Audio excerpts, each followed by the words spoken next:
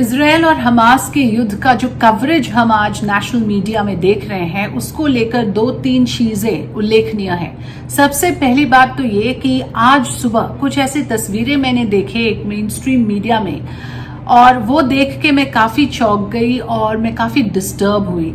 ये तस्वीरें हैं कुछ बच्चों के, इनफैक्ट बच्चों के डेड बॉडीज के, और कुछ तो फेसेस ब्लर थे, लेकिन ज्यादातर ये एक्सपोज्ड डेड बॉडीज थे। और उसमें हेडलाइन ये चला रहे थे कि बेबीज वे बुचर्ड बाय हमास।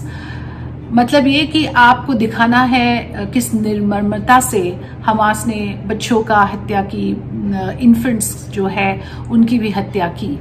इसको दिखाने के लिए आप किस हद तक जा सकते हैं, ये देखिए कि आपने कोई इसमें जो कहते हैं रिस्ट्रेंड, कोई लिहाज आपने नहीं रखा टेलीविजन ग्रामर की, टेलीविजन एडिटोरियल डिस्क्रेशन कुछ आपने नहीं दिखाए इसमें, और आपने बिल्कुल भी नहीं सोचा कि कुछ ऐसे लोग हो सकते हैं आपके दर्शकों में, कुछ बुजुर्ग हो सकते हैं, कुछ बच्चे हो सकते हैं। अगर ऐसे इमेजेस लोगों के ड्राइंग रूम में खुलेआम एक्सपोज होते हैं तो कोई भी आते जाते ये इमेजेस देख सकते हैं और देख के उनको तकलीफ हो सकता है। और ये मैं कोई मामूली चीज नहीं है, इस तरह की इमेजेस का जो इम्पैक्ट हो सकता है, अगर आप इमोशनली वल्नरेबल है, कोई मेंटली डिस्टर्ब्ड है, तो उनके ऊपर क्या असर पड़ सकता है आप शायद उसका अंदाजा भी नहीं लगा सकते। क्योंकि कई विशेषज्ञों का ये कहना है कि इस तरह के इमेजेस खुलेआम लोगों के ड्राइंग रूम में पहुंचना, लोगों के लिविंग रूम्स में ये सारी तस्वीरें दिखाना बिल्कुल भी नियम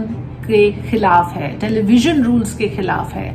और मुझे जितना तक पता है, जहां तक मुझे आइडिया है, ये एडिटोरियली भी कभी भी अलाउड नहीं था। जब मैंने 2 दशक तक टेलीविजन में काम किया, और कभी भी अलाउड नहीं था कि इस तरह की disturbing images without any warning, without any discretion, without any disclaimer आप ऐसी तस्वीरें लोगों को दिखाएं।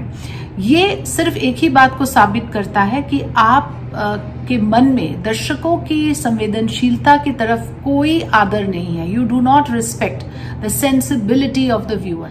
आपको कोई परवाह नहीं है कि इससे किसी को मानसिक रूप से कुछ चोट लग सकता है, कोई आहट हो सकते हैं, मेंटली इमोशनली हर्ट हो सकते हैं, और उसका बुरा असर उनके सेहत पे भी पड़ सकता है। तो दिस काइंड ऑफ इनसेंसिटिविटी जो मैं देख रही हूँ, इससे मैं काफी डिस्टर्ब हुई। दूसरी बात ये कि अगर आप भारतीय पत्रकारों का कवरेज देखें इजरायल में, मेन स्ट्रीम मीडिया के काफी पत्रकार इजरायल से रिपोर्टिंग कर रहे हैं, ज्यादातर इजरायल में है, कुछ गाजा बॉर्डर में है, कुछ जॉर्डन बॉर्डर में है, लेकिन इजरायल की टेरिटरी में ही ज्यादातर पत्रकार पहुंचे हुए हैं, और वो सिर्फ और सिर्फ इजरायली नजरिए से रिपोर्टिंग कर रहे हैं। मतलब एक तरफा रिपोर्टिंग हो रहा है कि हमास को खत्म करने के लिए इजरायल के किस तरह के एफर्ट्स अभी चल रहे हैं, लार्जली पूरा रिपोर्टिंग उसी पर है। तो एक तरफा रिपोर्टिंग ये कभी भी जर्नलिज्म नहीं हो सकता है। अगर आप वॉर रिपोर्टिंग कर रहे हो तो दर्शकों को ये भी जानना है कि दूसरी तरफ क्या हो रहा है, लेकिन उसका कोई जायजा, उसका कोई रिपोर्टिंग आपको दिखेगा नहीं। इसमें एक बात मैं जरूर कहूंगी कि टेलीविजन का एक कंपल्शन है। मैंने खुद, जैसे मैंने कहा, न्यूज एडिटर के रोल में टेलीविजन में काम किया है, तो मुझे खुद ये था कि हम लोग कंपेलिंग विजुअल्स दिखाएं, जिसमें साउंड एंड फ्यूरी हो, जिसमें एक्शन हो। तो ये टेलीविजन के लिए एक it's like a great treat, you can say, for television producers and editors कि इस तरह के विजुअल हमें मिल जाए तो बात बन जाएगा। और मैं समझ सकती हूँ उनका एक्साइटमेंट कि आपको बने बनाए ऐसे विजुअल्स मिल रहे हैं, ग्राउंड एक्शन मिल रहा है, तो आप इसको पूरी तरह से कैपिटलाइज करना चाहते हो, तो दिन रात आप उसी इमेजेस को दिखा के लोगों को एक तरह से you want to grab the viewer. तो वो मैं मानसिकता समझ सकती हूँ, मैं खुद उस दौर से गुजर चुकी हूँ। लेकिन क्या इसमें कुछ भी एडिटोरियल डिस्क्रिप्शन, कुछ भी टेलीविजन ग्रामर आप फॉलो नहीं करोगे? क्या आप सारा दरकिनार कर दोगे पूरी तरह से? सिर्फ और सिर्फ एक, जिसे कहते हैं, फीडिंग फ्रेंजी हो गया है इस तरह के विजुअल्स जो हम देख रहे हैं आज टेलीविजन स्क्रीन्स पर।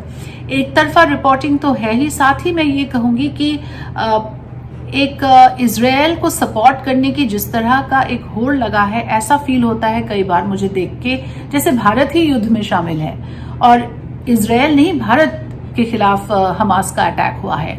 तो जिस तरह की उत्तेजना से, जिस तरह के एंथुजियाज्म से रिपोर्टिंग हो रहा है, जो तेवर है, ऐसा ही फील हो रहा है जैसे अटैक इजराइल पे नहीं, इंडिया पे हुआ है। हालांकि ये जरूर है कि भारतीय प्रधानमंत्री ने बेंजामिन नेतन्याहू को अनकंडीशनल सपोर्ट दिया हुआ है, तो भारत का पोजीशन बहुत क्लियर है कि हम इजराइल की तरफ है। और इजराइल को वैसे पश्चिमी देशों से भी बहुत सपोर्ट मिला हुआ है।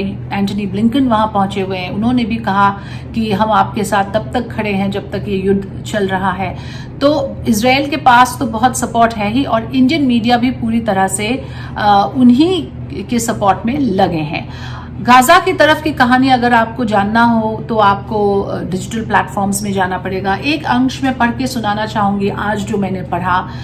ये एक शख्स है सुजैन बरजाक, जो मैथमेटिक्स के प्रोफेसर है गाजा में। अमेरिकन इंटरनेशनल स्कूल में वो मैथ्स पढ़ाते हैं, गणित पढ़ाते हैं, और उनका कहना है जो मैं पढ़ के आपको सुनाने जा रही हूँ। We had enough food and water and power for the first 2 days, but our biggest challenge was dealing with our traumatised children. पहले 2 दिन के लिए हमारे पास बिजली, पानी और खाना था, लेकिन बाद में हमारे लिए सबसे बड़ा चुनौती बना बच्चों के साथ कैसे डील किया जाए। They were constantly crying, refusing to eat, asking us difficult questions like why were we born here, why can't we live abroad। बच्चे लगातार रो रहे थे, वो खाने से मना कर रहे थे, और बार बार एक ही सवाल पूछते हैं कि हम यहाँ पैदा ही क्यों हुए, हम विदेश में क्यों नहीं रह सकते। Why does the Israeli army want to kill us? Are we going to die tonight? Israeli army हमें क्यों मारना चाहते हैं? क्या आज रात ही हम मरने वाले हैं? What should I do if I'm stuck under the rubble? किसी बिल्डिंग के नीचे अगर मैं दब गया तो मैं क्या करूंगा? Is someone going to find me before I die? मेरे मरने से पहले क्या कोई मुझे वहां से निकालेंगे? ये बच्चों के मन में सवाल है। If something happens to you and dad, where will I live? तो माँ को पूछ रहे हैं कि अगर आप और मेरे पिता को कुछ हो गया और आप जिंदा नहीं बचे तो मैं कहाँ रहूंगा, मैं कहाँ रहूंगी। इस तरह के सवाल बच्चे पूछ रहे हैं माँ बाप से। ये सारे लोग जो है वो एक ही बिल्डिंग में, एक ही फ्लोर में इस वक्त है। इनका जो जायजा है इसमें से ये पता लगा है कि 4 ऐसे फैमिलीज हैं जो एक बिल्डिंग में अभी फिलहाल शेल्टर लिए हुए हैं गाजा में। तो ये एक मैंने बस छोटा सा एक अंश पढ़ के सुनाया कि वहाँ के लोग किस तरह का नाइटमेयर जी रहे हैं। और बहुत दुखद की बात यह है कि एक तरफा जो रिपोर्टिंग हो रहा है उससे बिल्कुल इसका अंदाजा हमें नहीं मिल रहा है। बहुत ही कम पब्लिकेशन से ये सब खबरें हमारे पास आ रहे हैं। शुक्रिया।